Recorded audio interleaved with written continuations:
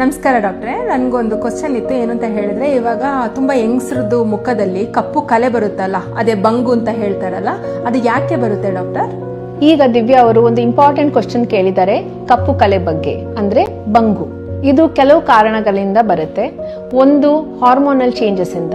So ಕೆಲವರಿಗೆ ಇದು pregnancy ಟೈಮಲ್ಲಿ ಬರುತ್ತೆ, ಕೆಲವರಿಗೆ ಮುಟ್ಟು ನಿಂತುವಾಗ ಬರುತ್ತೆ, ಕೆಲವರಿಗೆ ಹಾರ್ಮೋನಲ್ ಟ್ಯಾಬ್ಲೆಟ್ಸ್ ತಗೊಳ್ಳುವಾಗ ಬರುತ್ತೆ.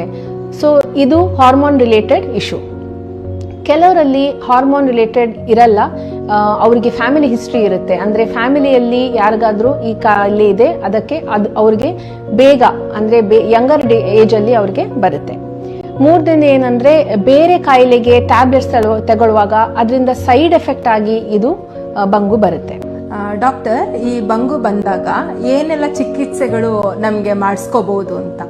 ಅದಕ್ಕೆ ಈಗ ತುಂಬಾ ತರದ ಟ್ರೀಟ್ಮೆಂಟ್ಸ್ ಇದೆ. ಕ್ರೀಮ್ಸ್, ಟ್ಯಾಬ್ಲೆಟ್ಸ್, ಲೇಸರ್ಸ್, ಮೀಸೋಗ್ಲೋ, ಕೆಮಿಕಲ್ ಪೀಲ್ಸ್, ಈ ತರ ತುಂಬಾ ಟ್ರೀಟ್ಮೆಂಟ್ಸ್ ಇದೆ.